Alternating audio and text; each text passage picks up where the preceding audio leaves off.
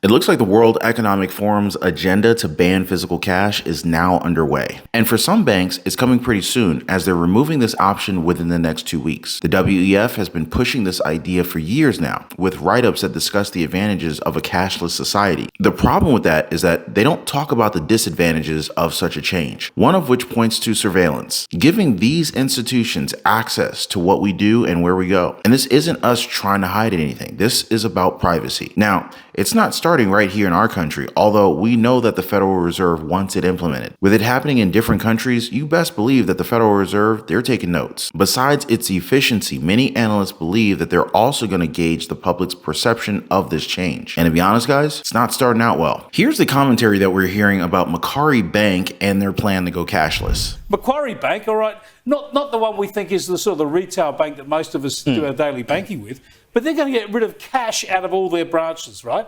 Now, this is not that important for Macquarie, but the other banks are going that way too. I know some of the other major banks at some of their branches are having no cash. You go to the bank to withdraw some of your money and they won't have it. It's just ridiculous. I mean, remember when Slim Dusty sang there was nothing so lonesome, morbid or drear than to stand in the bar of a pub with no beer? Because you can't imagine a pub without beer. Can you imagine a bank without cash? Well, they exist already. That's sort of how it's meant to work, isn't it? But it's this slow push that we remove cash from society, which means all your transactions will be electronic, which means the bank can track you, the government can track you. When you go to get a mortgage, they know whether you've been on the punt on the weekend, they know whether you've been spending too much money at the pub. It's this surveillance that they want us all to buy into. The only way to get around it is to keep using cash. We have to keep using cash. You need to keep some cash so you can bribe someone at the bank to give you cash. Right.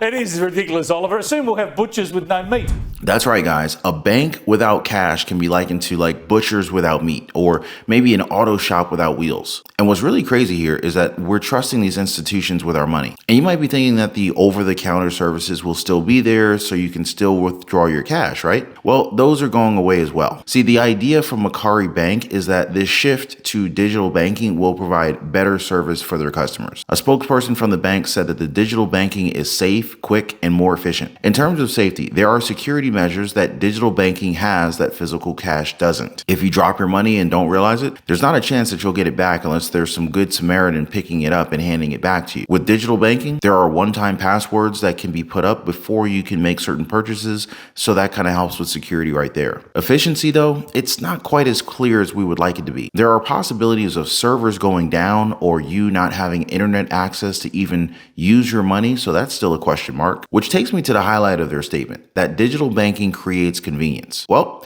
experts agree, but it's not so much convenience for customers compared to convenience for banks and financial institutions. Because like I said a second ago, over-the-counter services will be removed. So we can expect layoffs with these changes. It creates room for banks to get more profits because that's one of the plays here. And don't think for a second that banks here at home aren't paying attention. They're probably looking at this strategy very closely as hundreds of banks here in the United States are at risk of failure. Christopher Wolf, managing director and head of North American Banks at Fitch Ratings, he said that it's possible to see bank failures this year, or at least have some of them dip below their minimum capital requirements. The consulting firm Claros Group reported that out of 4,000 banks here at home, 282 banks are at risk. They face the dual threat of commercial real estate loans and potential losses tied to higher interest rates. Most of these banks are smaller lenders with less than $10 billion in assets. However, you have to realize that people are still using these banks, which means that communities and consumers could be affected by these possible failures. I mean, we've already had a bank collapse here in 2024. Republic Bank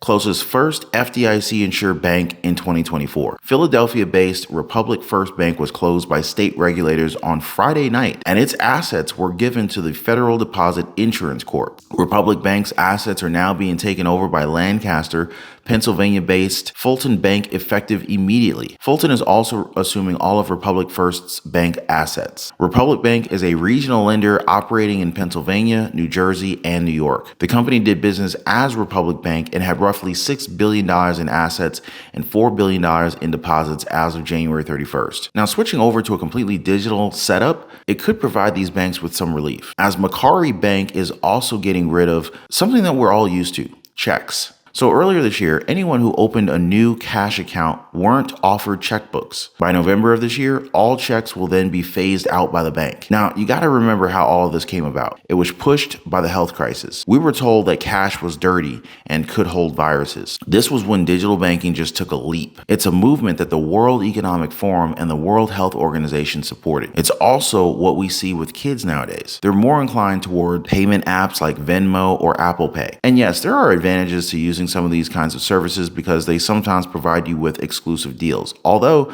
those are probably part of strategies to acquire customers. But what about people who are older? Those who lived in a time when cash was king? Well, if you ask them, they would tell you that talking to customer service in person would be much better. The same would be said for cash. That sets a very dangerous precedent if we ever go cashless here in the United States. But from the looks of things, it looks like we're headed in that direction. The idea is that more establishments will move toward removing cash from circulation. This could lead to banks denying you the right to even deposit cash into your accounts. And while we know that it's happening out in Australia, it's not impossible to see here in our country. I know for a fact that there are establishments that don't honor cash anymore these days. And it's also affecting one of the biggest economies in the world. China is slowly transitioning to a cashless society as well. In fact, if you're thinking of going on a tour over in China, it might help you to just download their payment apps. The entire transition also hasn't been easy for the older folks out in China, and it's something that's bound to hit home for many of us sooner rather than later. That is, unless more of us start using cash again. Cash is not king in China. Management consultant Thomas Hoon, who travels to China often, found it out the hard way when he first arrived in Beijing.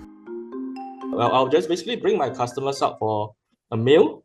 So the meal came out to be about $2,500. So I start flashing my Visa card. Hey, can you please accept this? The captain who received this card basically say, sir, I'm very sorry, we do not accept this card at all. Do you have any kind of other forms of payment, like Union Pay, WeChat Pay, or Alipay? Of course, this is my first time in China or Beijing, and it was a total rude shock to me. So lucky for me, my customers was very accommodating. So he offered to pay for that particular meal.